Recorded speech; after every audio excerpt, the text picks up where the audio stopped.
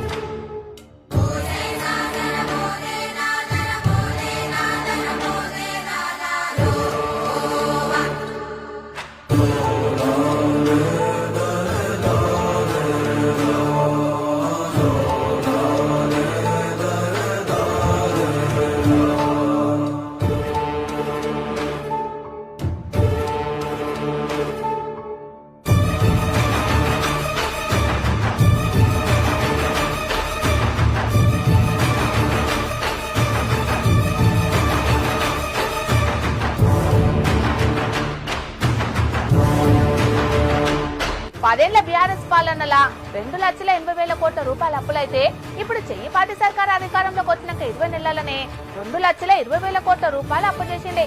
అప్పుల కంటే ఆస్తులు ఎక్కువ ఉన్నాయి. ఆస్తులు సృష్టించి మీకు అప్పచెప్పాం, సవ్యంగా నడపండి అని చెప్పి కూడా నేను విజ్ఞప్తి చేస్తాను.